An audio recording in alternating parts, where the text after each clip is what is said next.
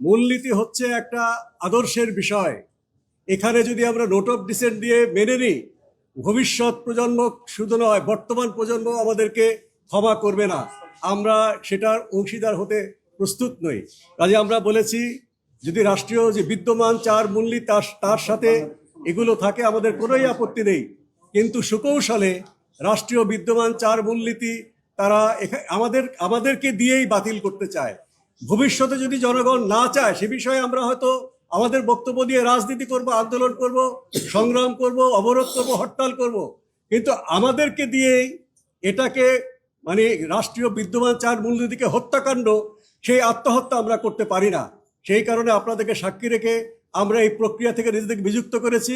ভবিষ্যতে আমরা জাতীয় সনদে অংশীদার হব কিনা, আমরা যার যার সংগঠন এবং আপনাদের সঙ্গে, জনগণের সঙ্গে আলাপ করে আমরা সিদ্ধান্ত গ্রহণ করব।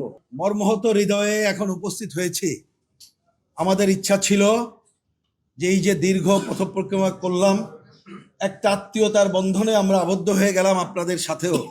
আমরা ভেবেছিলাম আজকে এখান থেকে হাসি মুখে ফিরে যাব, যার জন্যে যখন মূলনীতির আলোচনা হয়েছে আমরা তখনই বলেছিলাম অনেক কিছু তো ঐক্যমত্য হচ্ছি না, সেইটা আমরা স্কোপ মানে এটা বাদ দিচ্ছি, তাহলে এটা কেন?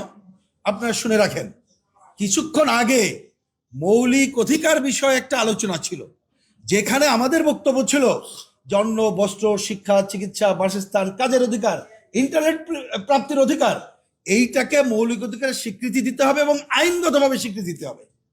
শুনবেন ওটা কি হয়েছে? অনেক দল মানে না বলে ওই আলোচনা ওরা তোলে নাই, বলছে মৌলিক অধিকারের আইনি স্বীকৃতি দিতে হবে, কি কি পরে ঠিক করবেন। ওনারা ওইখান থেকে পিছালেন। কিন্তু প্রথম দিন বলেছি, মোস্তাক ভাই বলেছেন এটা ডিনামাইট, এটা আদর্শের কোশ্চেন। আমরা বলেছিলাম এটাকে আলোচনার বাইরে রাখেন, ওনারা আলোচনার বাইরে রাখেন নাই।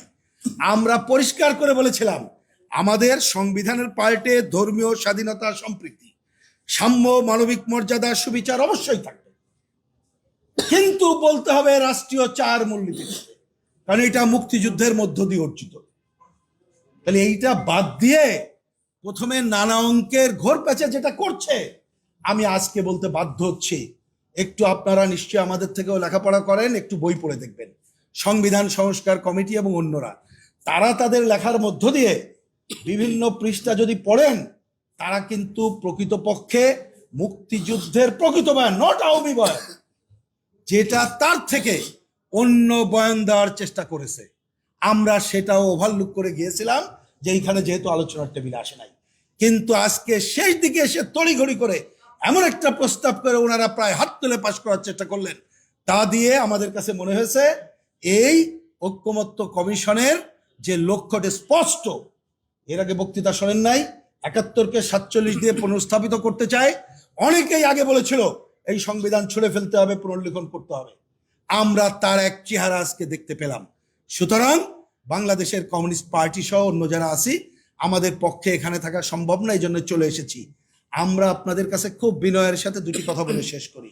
আমাদের বন্ধুরা যেটা বলেছেন, পুরো ঐক্যমত্যের যে সনদের যে প্রক্রিয়ার সাথে ছিলাম, এইটা করব কিনা আমরা যার যার দলীয় ফোরাম, শুধু না, আমরা জনগণের সাথে কথা বলবো, আমাদের সমর্থক বাহিনী, দেশবাসীর সাথে কথা বলবো, তাদের সম্মতি নিয়ে আমরা থাকবো অথবা থাকবো না। কিন্তু পরিষ্কার করে বলে দিই, যদি তারা আমাদের এই বর্জনের পরেও কোনো উপলব্ধি না হয়, জোর করে একই বয়ানের চেষ্টা করে, তাহলে সম্ভবত এইটার সাথে থাকা একেবারে সম্ভব হবে না। কিন্তু আপনাদের মাধ্যমে দেশবাসীকে বলতে চাই, ২৪-এর গণঅভ্যুত্থান, মুক্তিযুদ্ধের ধারাবাহিকতায় ৯০-২৪ আমাদের যে অনন্য শিক্ষা দিয়ে গেছে, সেই শিক্ষা হলো জনগণের অধিকার প্রতিষ্ঠায় লড়াই অব্যাহত রাখতে হবে এবং মানুষের মৌলিক অধিকার সহ গণতন্ত্রের অধিকার প্রতিষ্ঠা এবং বৈষম্যহীন সমাজ প্রতিষ্ঠার লড়াইকে অব্যাহত রাখতে হবে। আমরা আপনাদের মাধ্যমে দেশবাসীর কাছে কথা দিচ্ছি, যতক্ষণ না পর্যন্ত আমাদের এই মুক্তিযুদ্ধের প্রকৃত চেতনা, ৯০-এর আকাঙ্ক্ষা এবং ২০২৪-এর আকাঙ্ক্ষা বাস্তবায়িত না হবে, আমরা আমাদের সংগ্রাম অব্যাহত রাখবো, যেখানেই থাকি না কেন অব্যাহত রাখবো। এবং আমাদের আদর্শের পথ থেকে কোনোভাবে কেউ বিচ্যুত করতে পারবে না, কারণ এইটা মুক্তিযুদ্ধের মধ্য দিয়ে ৩০ লক্ষ শহীদের রক্তে অর্জিত বাংলাদেশ। এবং ব্রিটিশ বিরোধী সংগ্রাম থেকে শুরু করে দীর্ঘ সংগ্রামের পটভূমিতেই মুক্তিযুদ্ধ রচিত হয়েছিল। সুতরাং আমার শেষ বক্তব্য, আপনাদের সাথে দীর্ঘ পরিচয় হয়েছে, আপনাদেরকে ধন্যবাদ জানাই, অভিনন্দন জানাই। এই সম্পর্ক থাকবে, আপনারা আমাদেরকে চেনেন, আসবেন আমাদের অফিসে, শুধু সাংবাদিকতার কারণে দেখা সাক্ষাৎ হবে, কথা হবে, আপনাদের মতামত শুনবো। আর বিনীতভাবে আমি ঐক্যমত্য কমিশনকে অনুরোধ করি, এখনো সময় আছে, আশা করব আপনারা এই মূলনীতির বিষয় বাদ দেবেন, জনগণের উপরে ছেড়ে দেবেন। সেটাই যদি করেন তাহলে হয়তোবা আমরা যে আলোচনার ধারাবাহিকতা ছিলাম এই ধারাবাহিকতার মধ্যে আমরা থাকতে পারবো। আমরা জনগণ মানে তো পুরো জনগণ, ধরুন 18 কোটি, এখন 12 কোটির উপরে ভোটার। এই 12 কোটি ভোটারকে তো আমরা আর একটা স্টেডিয়ামে রেখে হাত তোলাই করতে পারবো না, সেটা আমরা চাই না। জনগণের প্রত্যক্ষ ভোটে নির্বাচিত পার্লামেন্ট, কিন্তু মনে রাখেন পার্লামেন্টও সার্বভৌম না, জনগণ সার্বভৌম। তখন যদি পার্লামেন্ট কোনো কিছু করে আমরা জনগণের কাছে যাব। আমরা এই যে মুস্তাক ভাই বলেছেন আমরা সভা সমাবেশ অবরোধ হরতাল আমরা করব, জনগণ যদি আমাদেরটা গ্রহণ না করে তখন দেখা যাবে। এই ছাড়া তো জনগণের কাছে জাজ করার আর কোনো পথ নেই। কারণ 24-এর গণ অভ্যুত্থানের কোথাও কি লেখা আছে একটা, এই যে 24-এর গণ অভ্যুত্থানের পরে যত গ্রাফিতি, কোথাও কি দেখেছেন রাষ্ট্রীয় 4 মূলনীতি বাদ দিতে হবে, মুক্তিযুদ্ধকে বিতর্কিত করতে হবে, 71-কে 47 দিয়ে পুনর্স্থাপিত করতে হবে? না, আমরা দেখিনি। বরঞ্চ আমাদের তরুণ প্রজন্ম যে ঐতিহাসিক গ্রাফিতির মাধ্যমে স্বাক্ষর লেগে গেছে, পাতা ছিঁড়বেন না, নিশ্চয়ই দেখেছেন সম্প্রীতির পাতা। আজকে এই ঘটনার মধ্য দিয়েই সম্প্রীতির পাতা ছেঁড়ার কাজটা হচ্ছে। সুতরাং আমি একটু আগে যেভাবে বললাম ওইভাবে জনগণের কাছে এটা ছেড়ে দেওয়া উচিত বলে আমরা মনে করি।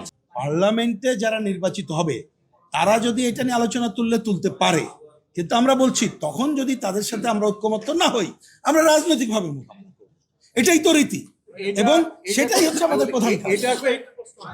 এটা হচ্ছে সেই ফোরাম না যেই ফোরামে আমরা গ্রহণ করে নেব জাতীয় সংসদ বা অন্য কোনো ভাবে জনগণের যে প্রপার ইনস্টিটিউশন, সেখানে যদি আমাদের মতামত পরাজিত হয় আমরা জনগণের কাছে আবার যাব, সেটা আমাদের আইনগতভাবে মেনে নেওয়ার বিষয় আছে।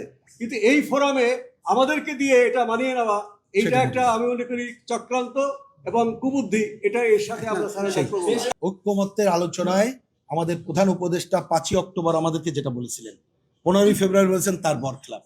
কথা ছিল 100% ঐক্যমত্য যেটা হবে সেটা গ্রহণ করব, যদি কোনোটা দ্বিমত থাকবে আলাপ আলোচনা করে চেষ্টা করব, না হলে গ্রহণ করব না।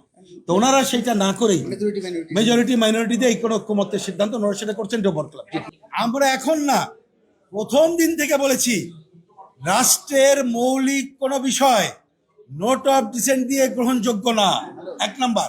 2 নম্বর আমরা এইটুকু বলেছি কোন দল যদি মনে করে যেটা আলোচনা হচ্ছে আমি নোট অফ ডিসেন্ট দিয়ে থাকবো, সেই দলের ব্যাপার। কিন্তু আমরা প্রথম দিন থেকে বলেছি নোট অফ ডিসেন্ট দিয়ে এ ধরনের কোনো মৌলিক বিষয় আমরা থাকবো না, এই জন্য বর্জন করে এসেছি। আমরা তাদের পরবর্তী ভূমিকা দেখেই পরবর্তী সিদ্ধান্ত আমরা গ্রহণ করব।